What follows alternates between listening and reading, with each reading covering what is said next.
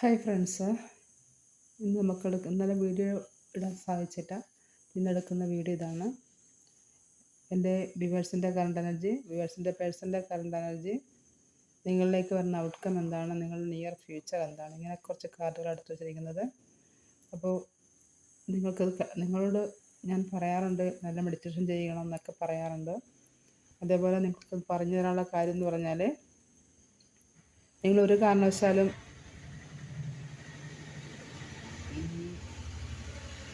Third ഡയമെൻഷനിൽ നിൽക്കാറ്. Third dimension സ്വയം പഴിചാരുക, സ്വന്തം കുറ്റം പറയുക, മറ്റുള്ളവരെ അംഗീകരിക്കാതിരിക്കുക, മറ്റുള്ളവരെ കുറ്റം പറയുക, പിന്നെ ഇത് മറ്റുള്ളവരുടെ സംസാരിക്കുന്നത് കേൾക്കുക, നെഗറ്റീവ് കാര്യങ്ങൾ സംസാരിക്കുക, പറയുക, കേൾക്കുക, അക്സെപ്റ്റ് ചെയ്യുക, താരതമ്യം ചെയ്യുക, ഇങ്ങനെയുള്ള കാര്യങ്ങളൊക്കെ തേർഡ് ഡയമെൻഷനിൽ നിൽക്കുന്ന ആൾക്കാരാണ്. അവർക്കൊക്കെ ജീവിതത്തിൽ ഒരിക്കലും ഒരു മുന്നോട്ടം കിട്ടത്തില്ല. അപ്പോൾ നിങ്ങൾ തീർച്ചയായിട്ടും നമ്മൾ ചെയ്യേണ്ട കാര്യം വെച്ചാൽ നിങ്ങൾ ഫോർത്ത് ഡയമെൻഷനിലേക്കും അവിടുന്ന് ഫിഫ്ത്ത് ഡയമെൻഷനിലേക്കും വരണം. ഫിഫ്ത്ത് ഡയമെൻഷൻ എന്ന് പറഞ്ഞാൽ ഫോർത്ത് ഡയമെൻഷൻ അക്സെപ്റ്റ് ചെയ്യലാണ്. ഒരു വ്യക്തി അക്സെപ്റ്റ് ചെയ്യുക, ഒരു വ്യക്തി എങ്ങനെയാണ് അതുപോലെ അക്സെപ്റ്റ് ചെയ്യുക, സ്നേഹം ഉണ്ടാകുക, സ്വയം സ്നേഹിക്കുക, മറ്റുള്ളവരെ സ്നേഹിക്കുക, അതൊക്കെയാണ് ഫോർത്ത് ഡയമെൻഷൻസ്. ഫിഫ്ത്ത് ഡയമെൻഷനിലേക്കെന്ന് പറഞ്ഞാൽ നിങ്ങൾക്ക് ആരെയും ജഡ്ജ് ചെയ്യത്തില്ല. ഈ ഫിഫ്ത്ത് ഡയമെൻഷനിൽ വന്ന വ്യക്തികൾ ആരെയും ജഡ്ജ് ചെയ്യത്തില്ല, ഒന്ന്. പിന്നെ രണ്ടാമത്തെ അൺകണ്ടീഷണൽ ലവാണ്. ഒരു കണ്ടീഷൻ വെക്കാതെ മറ്റുള്ളവരെ സ്നേഹിക്കും. പിന്നെ എപ്പോഴും ശുഭാപ്തി വിശ്വാസം ഉണ്ടായിരിക്കും. അതേപോലെ എപ്പോഴും അവർ ഏതൊരു കാര്യത്തിനും ഗ്രാറ്റിറ്റ്യൂഡ് ഉള്ളവരായിരിക്കും. നന്നായിട്ട് എന്ത് ചെറിയ കാര്യമാണെങ്കിലും വലിയ കാര്യമാണെങ്കിലും ഗ്രാറ്റിറ്റ്യൂഡ് ഉണ്ടായിരിക്കും. ഇതൊക്കെയാണ് ഫിഫ്ത്ത് ഡയമെൻഷനിലെ ആൾക്കാർ. അപ്പോൾ ഫിഫ്ത്ത് ഡയമെൻഷനിലേക്ക് വരുന്ന വ്യക്തികൾക്ക് മാനിഫെസ്റ്റേഷൻ പെട്ടെന്ന് നടക്കുന്നതാണ്.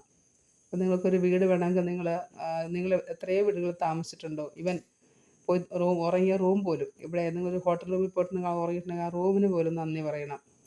അപ്പോഴേ നിങ്ങൾക്ക് ഒരു പുതിയ വീട് കിട്ടുകയുള്ളൂ. അതുപോലെ ഒരു പുതിയ വീട് എങ്ങനെയായിരിക്കണം, അത് എവിടെയായിരിക്കണം, എത്ര സ്ക്വയർ ഫീറ്റ് ഉണ്ടാകണം, അതിൻ്റെ കളർ എന്തായിരിക്കണം, ഇങ്ങനെ കാര്യങ്ങളൊക്കെ ആലോചിക്കുക. അവിടെ താമസിക്കുന്നത്, അവിടെ പാല് കാച്ചുന്നത്, ഇതൊക്കെ നിങ്ങൾ ഡെയിലി വിഷ്വലൈസ് ചെയ്യുക. അതുപോലെ നിങ്ങൾക്ക് ഒരു വീട് വേണമെന്ന് ആഗ്രഹം ഉണ്ടെങ്കിൽ തീർച്ചയായിട്ടും നിങ്ങളത് ഒരു വിഷൻ ബോർഡ് ഉണ്ടാക്കി വെക്കുക. അപ്പോൾ ഒരു വീടിൻ്റെ പിക്ചർ വരച്ചിട്ട് എത്ര നാളുള്ളിൽ ആ വീട് വെക്കണം എന്നുള്ളൊരു വിഷൻ ബോർഡ് ഉണ്ടാക്കിയിട്ട് നിങ്ങൾ ഡെയിലി കാണുന്ന സ്ഥലത്ത് വെക്കുക. കാരണം നമുക്കുള്ള രണ്ട് മൈൻഡ് നമുക്കുള്ള കോൺഷ്യസ് മൈൻഡും സബ് കോൺഷ്യസ് മൈൻഡും. അപ്പോൾ നമ്മുടെ സബ് കോൺഷ്യസ് മൈൻഡാണ് നമുക്ക് എല്ലാം കൊണ്ട് തരുന്നത്.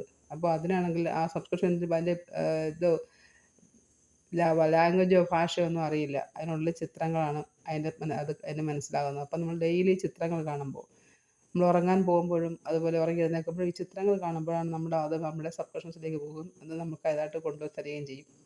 അപ്പോൾ ഇതൊക്കെയാണ് ഓരോരുത്തരെ അറിവുള്ള ആൾക്കാർ വിജയിക്കുന്നത്. ദ സീക്രട്ട് ബുക്കിൽ നിന്ന് കിട്ടുന്നതാണ്.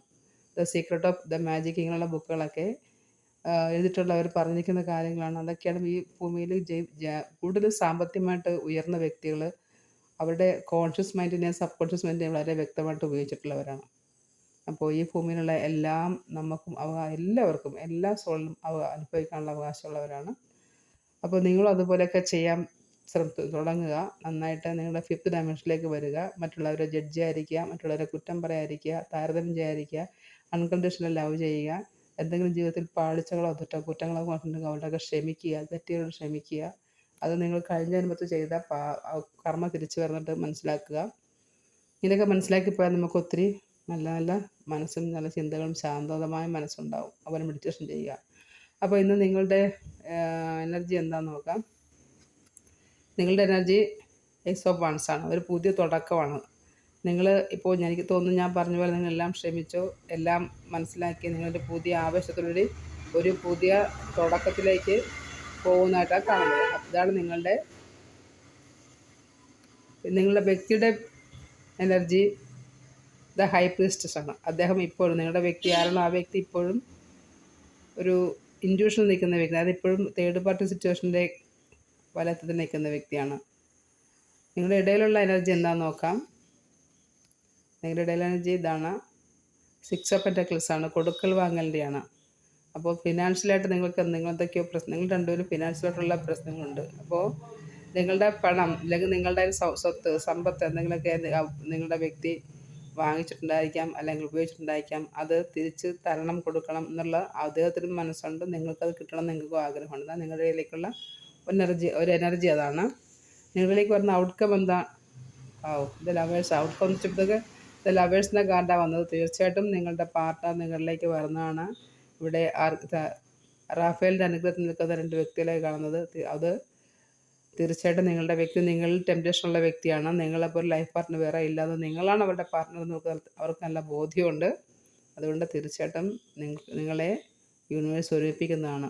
ഇതാ ഇവിടെ കാണുന്നത്. തീർച്ചയായിട്ടും നിങ്ങൾക്കത് ക്ലെയിം ചെയ്തെടുക്കുക, നിങ്ങളുടെ പാർട്ട്ണർ. നിയർ ഫ്യൂച്ചർ എന്ന് വെച്ചാൽ ഔട്ട്കം നിയർ ഫ്യൂച്ചറാണ്, ജസ്റ്റിസാണ്. നിങ്ങളുടെ പാർട്ട്ണർ കിട്ടുകയും ചെയ്യും, നിങ്ങൾക്ക് ജസ്റ്റിസ് കിട്ടുകയും ചെയ്യും. തീർച്ചയായിട്ടും നിങ്ങൾക്ക് നീതി ലഭിക്കാതിരിക്കുന്ന വ്യക്തികളാണെങ്കിൽ തീർച്ചയായിട്ടും നിങ്ങൾക്ക് നീതി ലഭിക്കുന്നതാണ്. അപ്പോൾ എന്തുകൊണ്ടാണെങ്കിലും നിങ്ങളുടെ ലൈഫിലേക്ക് നന്മയാണ് കടന്നു വരുന്നത്. നിങ്ങൾക്ക് നിങ്ങളുടെ പേഴ്സണെ കിട്ടുന്നു, നിങ്ങൾക്ക് നീതി കിട്ടുന്നു.